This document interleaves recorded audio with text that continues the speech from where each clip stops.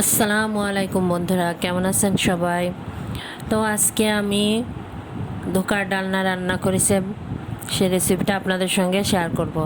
আপনারা অনেকে অনেকভাবে ধোকার ডালনা রান্না করেছেন, কিন্তু আজকে আমার এই রেসিপিটা ফলো করে দেখবেন, আসলে একটা অন্যরকম টেস্ট পাবেন। তো আমি শিলপাটায় বাটতে পারতাম, কিন্তু শিলপাটায় এখন সময় স্বল্পতার জন্য যাওয়াটা সম্ভব হলো না। আমি ব্লেন্ডারে ব্লেন্ড করে নিলাম।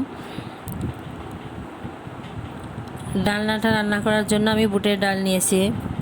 ছোলার ডালের থেকে আমার কাছে বুটের ডালের ডালনাটা বেশি ভালো লাগে। তো আমি ডাল বাটা হয়ে গেছে, আমি রসুন, পেঁয়াজ, কাঁচামরিচ, জিরা এগুলো একসঙ্গে ব্লেন্ড করে নেব। কাঁচামরিচটা একটু বেশি দিয়েছি, কারণ আমাদের বাড়িতে সবাই ঝালটা একটু বেশি পছন্দ করে।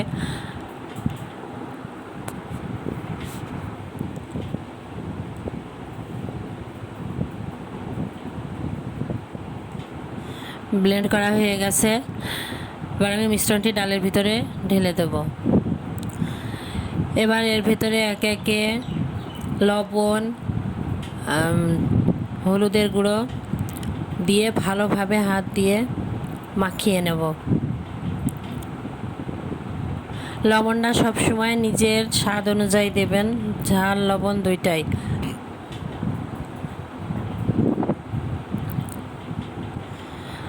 আমি কড়াইতে সরিষার তেল দিলাম। সরিষার তেলই আমি ব্যবহার করি রান্নার ক্ষেত্রে। এর আগেও আমি অনেক ভিডিওতে বলেছি যে আমাদের বাড়িতে সরিষার তেল ছাড়া অন্য কোনো তেল ব্যবহার করা হয় না রান্নার ক্ষেত্রে, যে মাংস, পোলাও সব রান্নার ক্ষেত্রেই।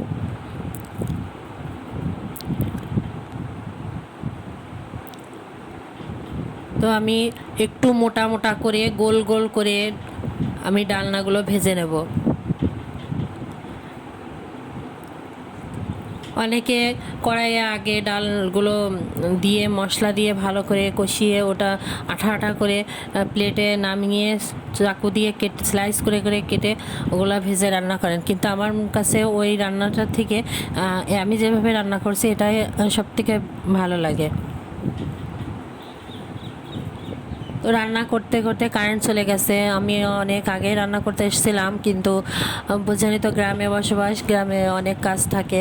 তো যাই হোক, আমি রান্না করতে করতে উঠে গিয়েছিলাম। তো আবার এসেছি রান্না করতে, কিন্তু কারেন্ট চলে গেছে। তাই এখন টর্চ নিয়ে রান্না করতে হচ্ছে। চার্জার আছে, কিন্তু ছেলেরা পড়াশোনা করছে, আমার সচরাচর রাত হয় না রান্না করতে। সে কারণে বাইরে রান্নার চুলার কাছে কোনো লাইটের ব্যবস্থা নেই যে এলইডি দিয়ে লাইটের ব্যবস্থা করব।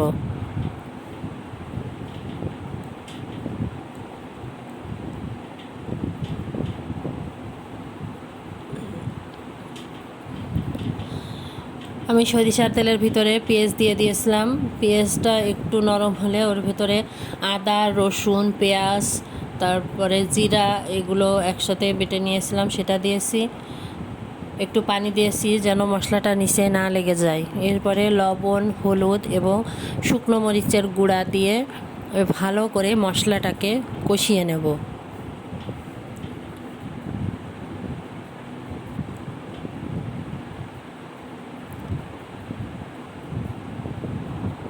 গ্রামের এই এক অবস্থা, একবার কারেন্ট গেলে আর তো সহজে আসতে চায় না, খুবই ভোগান্তির মধ্যে থাকতে হয়।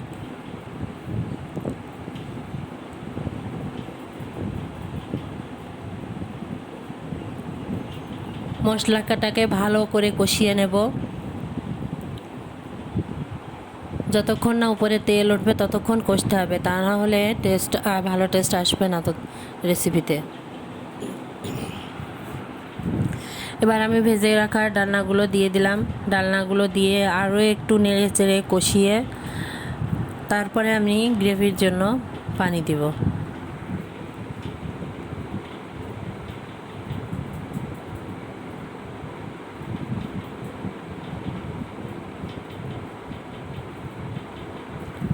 পানিটা এমনভাবে দিতে হবে যেন ডালনাগুলো সিদ্ধ হয়ে যায় আর একটু মাখা মাখা ঝোলও থাকে।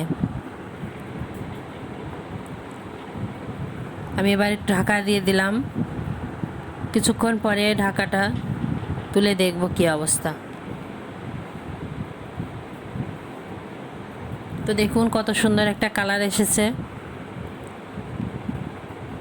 অন্য চুলাতে আমি বাড়ির চারপাশ থেকে কিছু শাক উঠিয়েছিলাম, সেগুলো রান্নায় বসিয়ে দিয়েছি।